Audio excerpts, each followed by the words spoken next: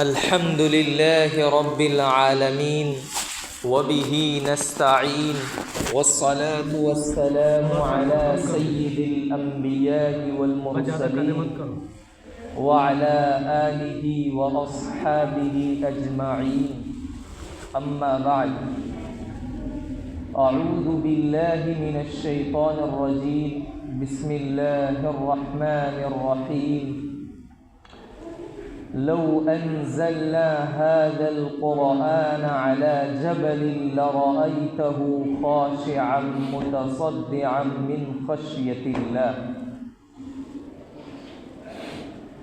وقال تعالى يا أيها الذين آمنوا كتب عليكم الصيام كما كتب على الذين من قبلكم لعلكم تتقون صدق الله العظيم وقال النبي صلى الله عليه وسلم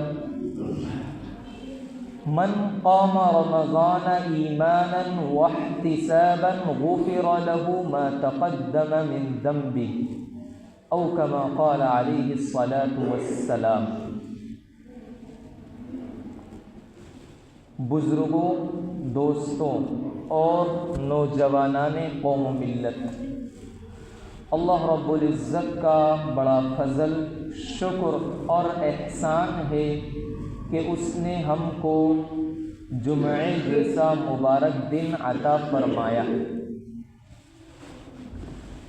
اسی نسبت سے میں آپ کے سامنے حاضر ہوا ہوں، کیونکہ جمعے کے روز ہماری بر صغیر اور کہا جائے تو پورے عالم اسلام کی مساجد میں لوگ تھوڑے وقت پہلے جاتے ہیں، بیٹھتے ہیں اور بیٹھ کر اسلام اور دین کی باتیں سنتے ہیں۔ اور اگر یہ کہا جائے کہ یہ ہمارا ایک میڈیا ہے جس میڈیا سے ہم اسلام کا پیغام پہنچاتے ہیں، تو یہ بات بھی صحیح ہے۔ تو اس لہٰذا میں آپ کے سامنے بیٹھا ہوں اور دو عنوان لے کر بیٹھا ہوں کہ عظمت قرآن اور استقبال رمضان، کیونکہ ہمارے سامنے جو مہینہ آ رہا ہے وہ بڑا مبارک اور بابرکت مہینہ ہے۔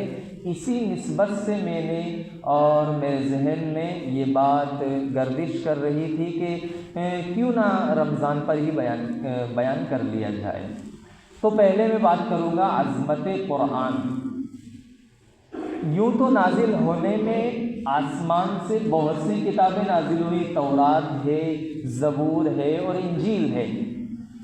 ان کی ذمہ داری اللہ رب العزت نے انسانوں کو دی، جن پر نازل ہوئی انہی کو اس کی حفاظت کی ذمہ داری عطا کی، تو لوگ اس کی حفاظت نہیں کر پائے اور اس میں تحریفیں کرتے چلے گئے کہ ایکچولی یہ مسئلہ اس طرح ہے اور یہ اس طرح نہیں، یہ اس طرح ہے، اور یہ عبارت اس طرح ہونی چاہیے تھی، اس طرح ہے، اور یہ اقتباس یہاں کا نہیں یہاں کا ہے، یہ اقتباس فلاں جگہ کا ہے۔ تو اس طرح انہوں نے اپنی کتابوں میں تحریف کر دی اور وہ اب جیسی نازل ہوئی تھی ویسی باقی نہ رہی۔ تو اللہ رب العزت نے قرآن مقدس نازل فرمایا اور اس کی حفاظت کا ذمہ اس کی حفاظت کا ذمہ لوگوں پر نہیں ڈالا، بلکہ خود اللہ رب العزت نے اس کی حفاظت کو اپنے ذمے لے لیا اور کہا انا نحن نزلنا الذکر وانا له لحافظون۔ اور ایک اور بات میں کہہ دیتا ہوں کہ جتنی بھی کتابیں آسمان سے نازل ہوئیں وہ صرف کتاب ہے، اور قرآن کتاب اللہ بھی ہے اور کلام اللہ بھی ہے۔ یہ خصوصیت صرف قرآن کریم کو حاصل ہے کہ قرآن کتاب اللہ بھی ہے اور کلام اللہ بھی ہے، دوسری کتابوں کو یہ خصوصیت حاصل نہیں ہے۔ اور ایک اور بات، میں نے آیت کریمہ بھی خطبے میں تلاوت کی کہ لو انزلنا هذا القرآن على جبل لرأيته خاشعا متصدعا من خشية اللہ۔ ابھی 2-3 روز پہلے شب برات کے روز بھی میں نے اس آیت کے تحت کچھ بات کی تھی، اور ابھی بھی میں چند باتیں عرض کرنا چاہتا ہوں کہ قرآن کریم جو ہے یہ ہمیں نبی کے واسطے سے ملا ہے۔ اگر نبی کا واسطہ درمیان میں نہ ہوتا تو ہم ہماری زبان سے قرآن پڑھ نہیں سکتے تھے، ہمارے دل اس قرآن کے بوجھ کو سنبھال نہیں سکتے تھے، اور ہماری آنکھیں اس قرآن کو دیکھ کر پڑھنے کی طاقت نہیں رکھ سکتی تھی، کیونکہ یہ اللہ کا کلام ہے اور اللہ کے کلام میں تجلی ہے۔ خود اللہ جب نبی کریم صلی اللہ علیہ وسلم پر قرآن کریم کے نزول کی باری آئی تو خود اللہ رب العزت نے قرآن میں کہا کہ لو انزلنا هذا القرآن على جبل لرأيته خاشعا متصدعا من خشیۃ اللہ، کہ اگر اس قرآن کو ہم پہاڑ پر نازل کر دیتے تو پہاڑ بھی ریزہ ریزہ ہو جاتا۔ قرآن نے دو لفظ اس کے تحت استعمال کیے، خاشعا اور دوسرا متصدعا۔ خاشع یہ خشوع سے نکلا ہے، خشوع کے معنی ہوتے ہیں اپنے آپ کو جھکا دینا، سر تسلیم خم کر دینا، کسی کے سامنے اپنے آپ کو سلنڈر کر دینا، یہ ہے خشوع کے معنی۔ اور تصدع کہتے ہیں اندر کی گرمی کی وجہ سے پھٹ پڑنا۔ تو پہاڑ کا جب ایسا حال ہو جاتا تو قرآن کریم ہم پڑھتے ہیں، قرآن کریم ہم پڑھتے ہیں تو ہمیں تو سکون ملتا ہے کہ نہیں ملتا ہے؟ ہمیں قرآن کریم پڑھنے سے سکون ملتا ہے، دلوں کو تسکین حاصل ہوتی ہے، نہ کہ یہ کہ ارے کسی نے قرآن پڑھا کہ وہ پھٹ پڑا مر گیا، ایسا نہیں ہوتا ہے۔ اس کی وجہ ہے کہ اس میں ہمارے نبی نے قربانی دی ہے، اپنے دل کی قربانی۔ جب نبی علیہ الصلاۃ والسلام پر قرآن کا نزول ہوتا تھا تو آپ نے سنا ہوگا کہ آپ سواری پر ہوتے تھے تو آپ کی سواری بیٹھ جاتی تھی، اور کتنی ہی شدید اور کتنی ہی سخت سردی ہوتی تھی، اس کے باوجود آپ کو پسینہ آ جاتا تھا۔ تو یہ جو ہے یعنی عام دل قرآن کریم کو برداشت نہیں کر سکتا، کسی اور انسان پر نازل ہوتا تو وہ بھی برداشت نہیں کر سکتا تھا، وہ تو حضور کے سینے میں اور حضور کے دل میں اتنی طاقت تھی کہ اللہ رب العزت کے جلالی کلام کو برداشت کر لیا، ورنہ اگر کوئی اور انسان ہوتا تو اس بوجھ کو برداشت نہیں کر پاتا۔ میں بات کو سمجھانے کے لیے ایک مثال دیتا ہوں کہ بجلی جو ہے وہ کیسی ہوتی ہے، گرم ہوتی ہے یا ٹھنڈی ہوتی ہے، کیسی ہوتی ہے بتائیے؟ اچھا تمہارے حساب سے، سب کے حساب سے گرم ہوگی۔ بجلی گرم ہوتی ہے، لیکن فریج میں ہم بوتل رکھتے ہیں تو فریج جو ہے بجلی سے چلتا ہے، تو بوتل گرم ہوتی ہے یا ٹھنڈی ہوتی ہے؟ ٹھنڈی ہو جاتی ہے۔ اے سی کی ہم ہوا لیتے ہیں تو بجلی کے ذریعے ہی اے سی چلتی ہے، تو اے سی گرم ہوا دیتی ہے یا ٹھنڈی ہوا دیتی ہے؟ ٹھنڈی ہوا دیتی ہے۔ کیوں؟ کیونکہ اس میں ایک کمپریسر لگا ہوتا ہے۔ تو یہ قرآن بھی، اللہ کا جلالی کلام بھی حضور کے دل سے اس کمپریسر سے گزر کر آیا ہے، تو جلالی کلام بھی جمالی بن گیا۔ صفت جلال یہ جمال میں تبدیل ہو گئی، اور لوگ بیان کرتے ہیں کہ حضور کی جو صفت تھی اور حضور کے اندر جو صفت اور جس صفت کا غلبہ زیادہ تھا وہ تھی جمالی، نہ کہ جلالی۔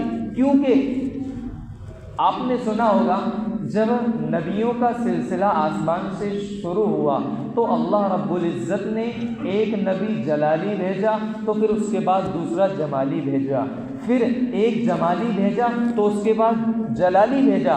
خود حضور نے ارشاد فرمایا ہے کہ لا نبی لو کان بعدی نبی لکان عمر، کہ میرے بعد اگر کوئی نبی ہوتا تو وہ عمر ہوتا۔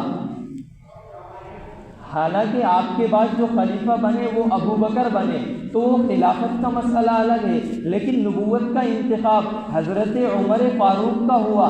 اس کی کیا وجہ ہے؟ کیونکہ نبی کے اندر یہ شان، نبی کی جو شان تھی وہ شان جمالی تھی، اور حضرت عمر فاروق کے اندر جو صفت پائی جاتی تھی وہ صفت جلالی تھی۔ اچھے لوگ حضرت عمر کو دیکھ کر کانپتے تھے، خود شیطان حضرت عمر کو دیکھ کر بھاگ جاتا تھا۔ میں آپ کو ایک واقعہ سناتا ہوں، حضرت عمر کے نام سے میرے ذہن میں ایک واقعہ یاد آیا۔ اب وہ معلوم نہیں کتنا صحیح ہے، عموماً تو وہ بہت صحیح ہے کیونکہ بہت مشہور واقعہ ہے۔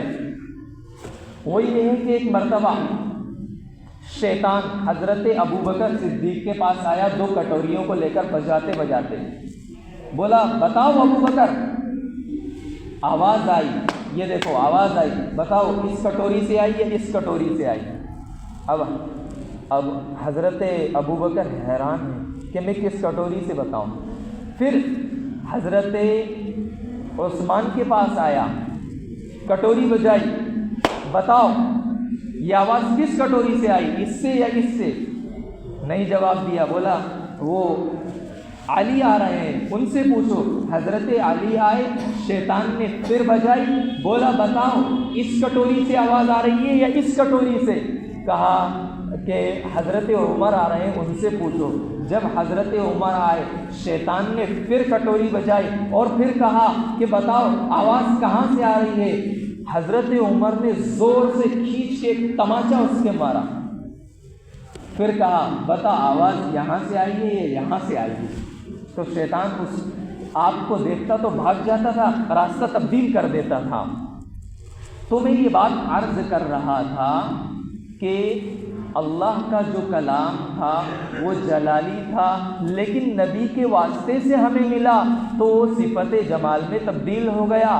اب ایسا نہیں ہوتا ہے کہ کوئی حافظ قرآن پڑھتا ہے اور اس کی زبان کے ٹکڑے ٹکڑے ہو جاتے ہیں اور اس کا دل بوجھل ہو جاتا ہے، بلکہ لوگ اب حفاظ کو اور علماء کرام کو بلاتے ہیں اور کہتے ہیں کہ مولوی صاحب ذرا پڑھ پھوٹ دیجئے کہ میں بیمار ہوں، مجھے شفا مل جائے۔ قرآن شفا بھی تو ہے، مومنین کے لیے قرآن شفا بھی تو ہے۔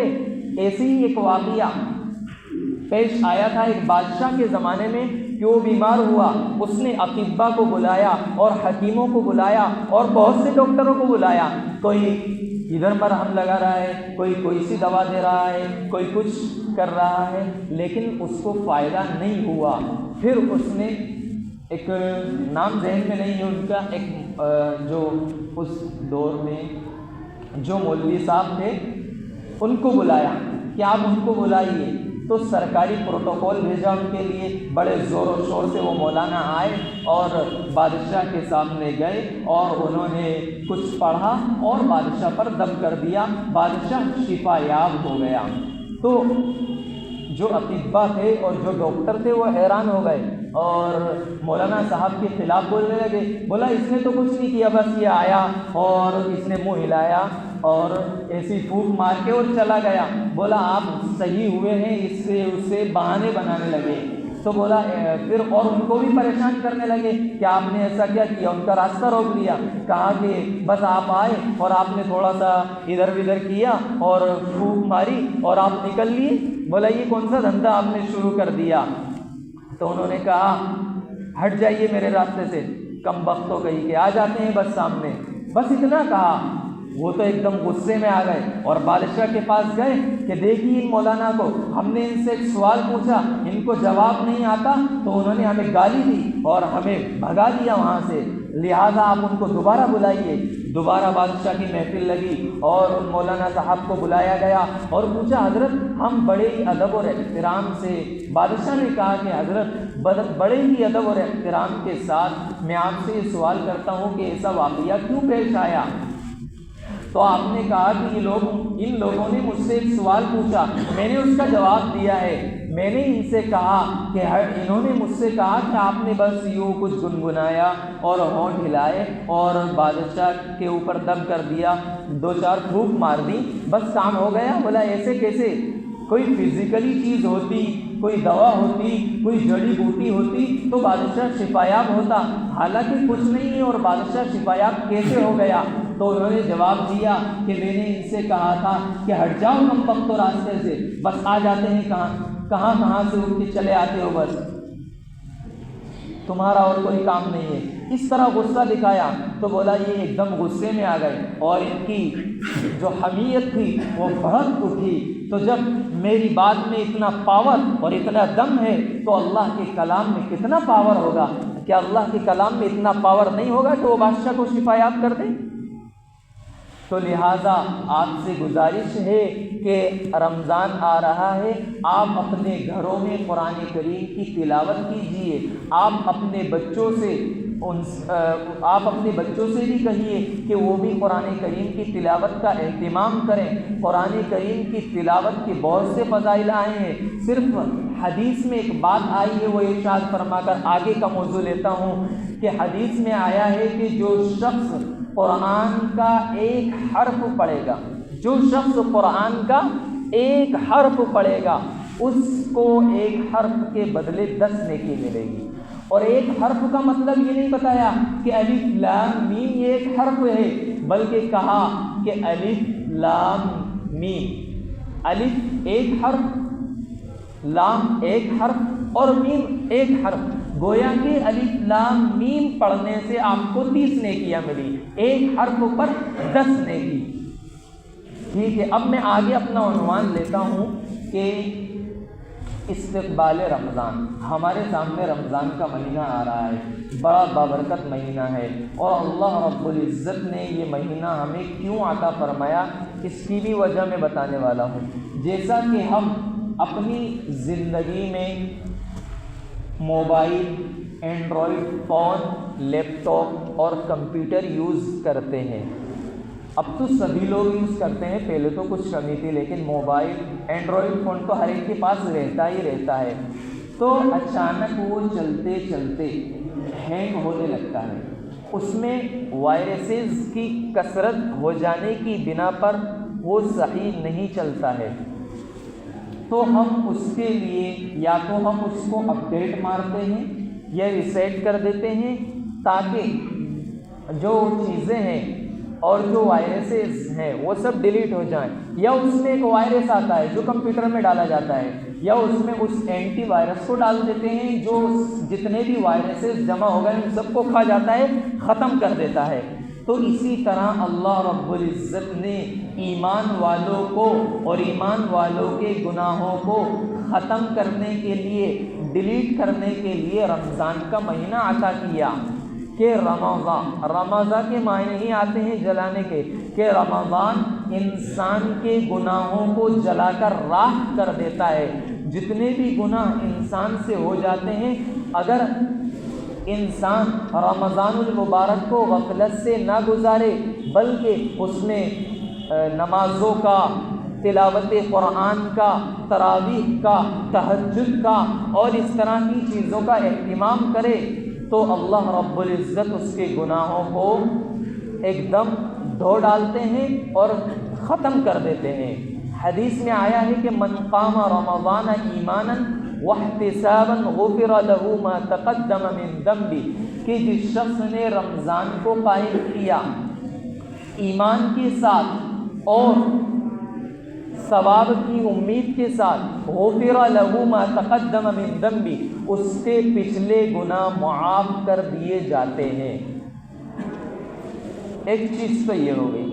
اب رمضان، اور اللہ رب العزت نے قرآن پاک میں ارشاد فرمایا یا ایھا الذین آمنوا کتب علیکم الصیام کما کتب علی الذین من قبلکم لعلکم تتقون، اے ایمان والو تم پر روزے فرض کیے گئے ہیں، کتب علیکم الصیام، اور آگے کہا کما کتب علیکم الصیام، جیسا یا ایھا الذین آمنوا کتب علیکم الصیام کما کتب علی الذین من قبلکم، جیسا کہ تم سے پہلے لوگوں پر فرض کیے گئے تھے، کما کتب علی الذین من قبلکم، اور کیوں فرض کیے؟ لعلکم تتقون، تاکہ تم تقوی والے بن جاؤ۔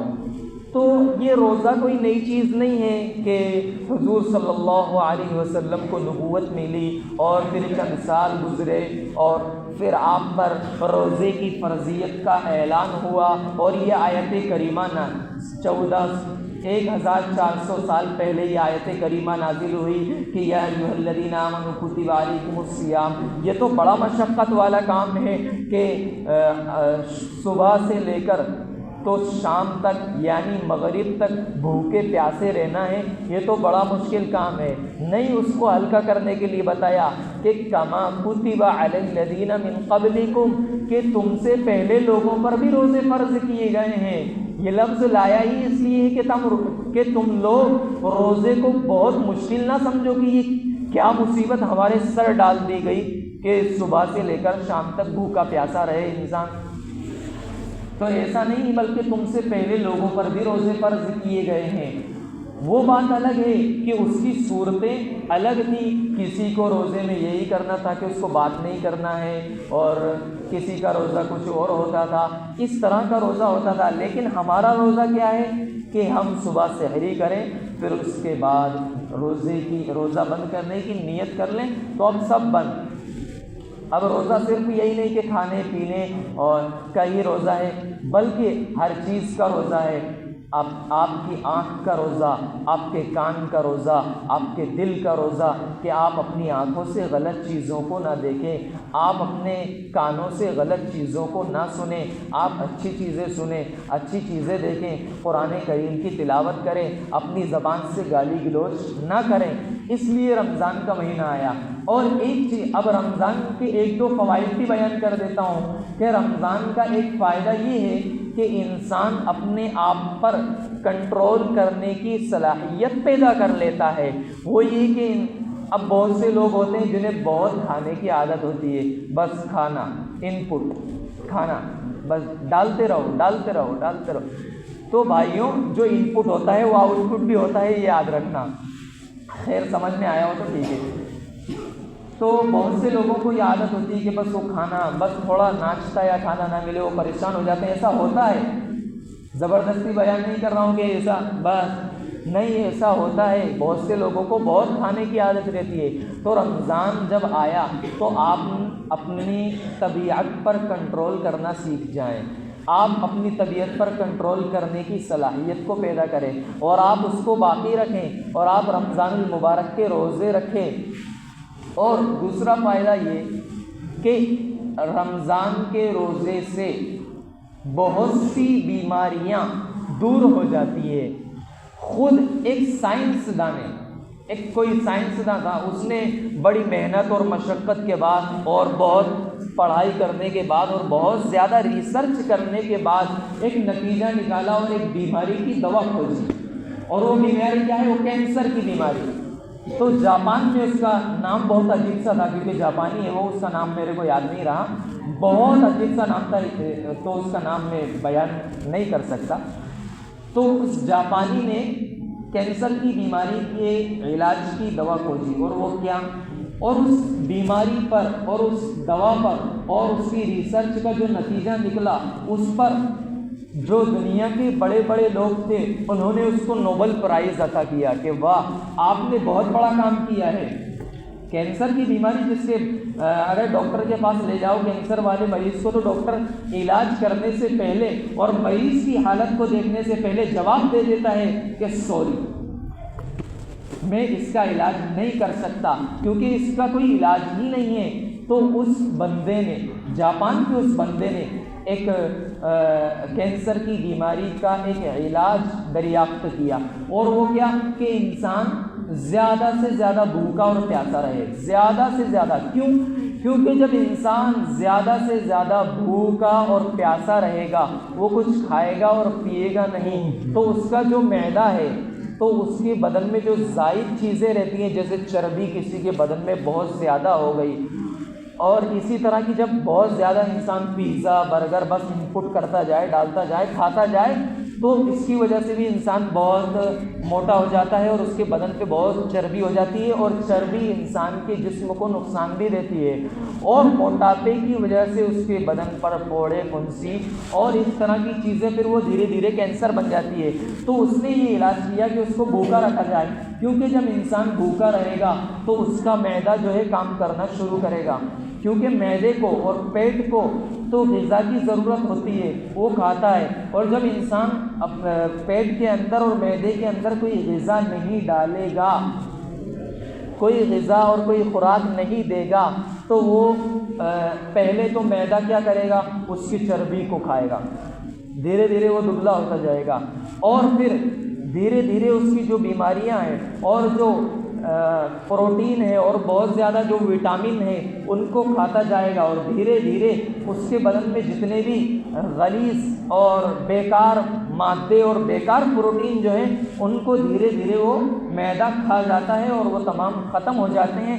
اسی طرح کینسر میں ہوتا ہے کہ بہت زیادہ وہ پروٹین غلیظ مادے جمع ہو جاتے ہیں، تو اس وجہ سے انسان کو کینسر ہو جاتی ہے، لیکن معدہ ہی اس کو کھا جاتا ہے۔ کب؟ کیونکہ جب وہ بھوکا رہے گا تب یہ ایسا ہوگا، یہ نہیں کہ وہ کھاتا رہے گا کھاتا رہے گا۔ اب یہ نہیں کہ ایک چیز بتا دی گئی کہ واہ بہت اچھی چیز بتائی ہے، لہٰذا جس کو کینسر کی بیماری ہے اس کو کھانا ہی نہیں دیا جائے، کھانے نہیں دیا جائے، اس کا کھانا ہی بند کر دیا جائے کہ تو بیمار ہے مت کھا۔ یہ مطلب نہیں ہے کہ آپ دیر تک، یعنی جیسے روزے میں ہوتا ہے نا، صبح کھاتے ہیں تو کب تک؟ شام تک نہ کھانا ہے نہ پینا ہے، تو اسی طرح اس کی ترتیب آپ بنائیں، تو لہٰذا کینسر کے مرض سے بھی شفا ہو جائے گی۔ اور ایک چیز اور میں بیان کر دیتا ہوں کہ آپ رمضان میں اپنی صحت کا خیال رکھیں۔ بہت سے لوگ کیا کرتے ہیں، سحری کا ٹائم ہوا بس جگ لے کے بیٹھے ہوئے ہیں، ایک لقمہ کھا رہے ہیں دوسرا پانی، پھر کھا رہے ہیں پھر پانی، پھر کھا رہے ہیں پھر پانی۔ پوچھا جاتا ہے بھائی ایسا کیوں کر رہے ہیں؟ بولا شام تک یار، شام تک چلانا ہے۔ تو وہ شام تک نہیں چلتا، وہ 2-4 گھنٹے میں پیشاب بن کے باہر نکل جاتا ہے۔ تو آپ ایسا نہ کریں، یہ صلاحیت تو اونٹ کے اندر ہوتی ہے، اس کو اسٹور کرنے کا ایک ٹینک کا اللہ تعالیٰ نے عطا کیا ہے، تو آپ اونٹ نہیں ہیں، آپ تو انسان ہیں، تو لہٰذا آپ ایسا نہ کریں۔ اور افطار میں بھی اس چیز کا خیال رکھا جائے کہ یہ نہیں کہ جیسے ہی اعلان ہوا بس روح افزا بس ڈال دیا، روح افزا کے چکر میں الٹا ہو جاتا ہے۔ تو لہٰذا آپ پہلے کچھ کھائیں پھر کچھ پئیں۔ قرآن میں بھی جب کھانے اور پینے کا تذکرہ آتا ہے نا تو وہ اس طرح آتا ہے، کلو واشربو، کہ کھاؤ اور پیو۔ اب میں ادھر نہیں جا رہا ہوں کہ امام صاحب یہ، ورنہ تم یہ بولو کہ واہ مولوی فتویٰ دے دیا کہ نہیں پہلے پی نہیں سکتی، یہ نہیں بول رہا ہوں، ترتیب بتا رہا ہوں صحیح کھانے کی، کہ کھانے کی صحیح ترتیب کیا ہے، پہلے کھاؤ پھر پیو، یہ صحیح ترتیب ہے۔ اللہ رب العزت کہنے سننے سے زیادہ عمل کرنے کی توفیق عطا فرمائے۔ وآخر دعوانا ان الحمد للہ رب العالمین۔ جن حضرات نے سنتیں نہیں پڑھی ہیں وہ سنتیں پڑھ لیں۔